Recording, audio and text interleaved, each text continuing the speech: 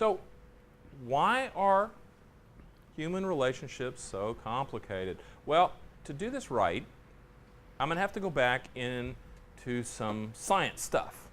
Now, when I do this for counselors, they go, science stuff. But luckily, I'm doing this for a bunch of dental professionals who think science is pretty cool. I hope. Anyway, here's the science stuff, and here's what I learned years ago about emotions.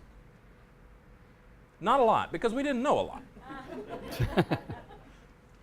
First in grad school, this was like way back in the early 80s. I go into grad school, and I go into the class that's emotions. That's what they called it, emotions. And the book was like this thick, and the readings were like this thick. And I read them all, and I listened to all the lectures, and at the end of the course, I still didn't know what emotions were. Oh my gosh. I went to the professor, and I said, I still don't know what emotions are. He says, don't worry, I don't either.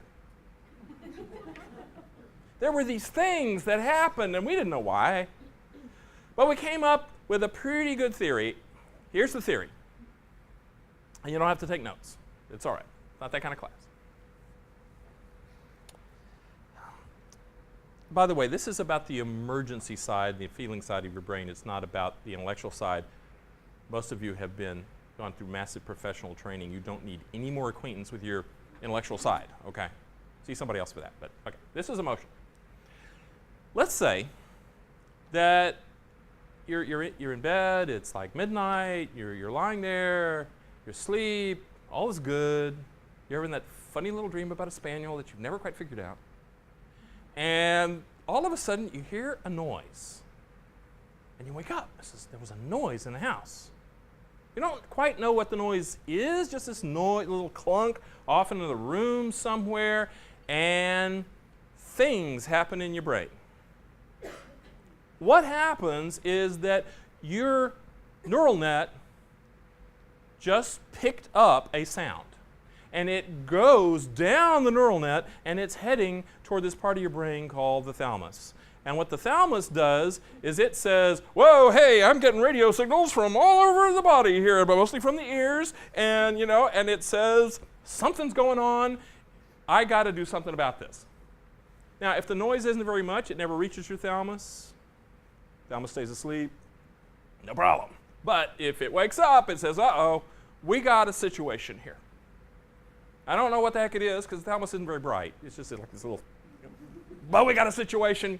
I need to know what to do.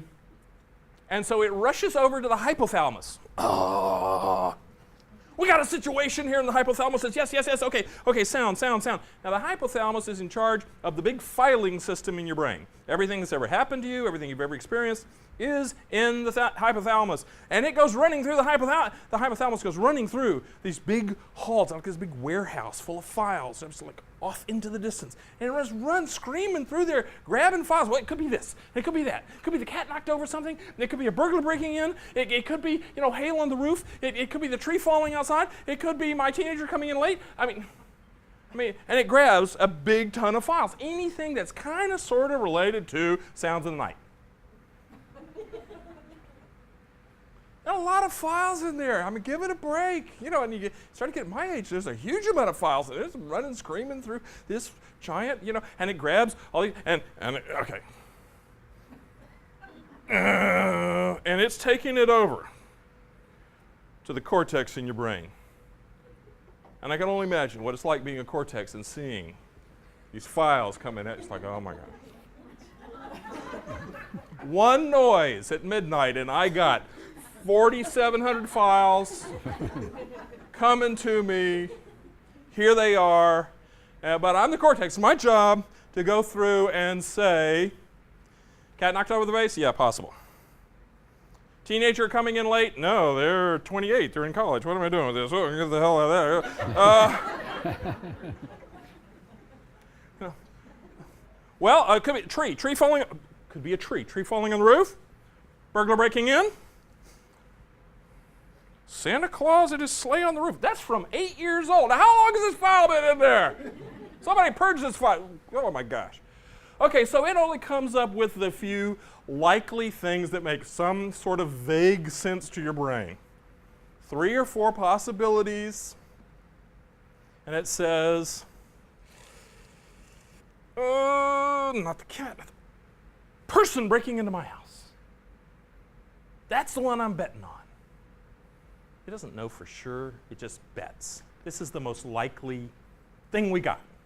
Here it is, and it takes the file into your prefrontal cortex, lives right about here. And it says, what do I do about this? Because your cortex is real good at trying to figure out what's happening. It has no idea what to do about it.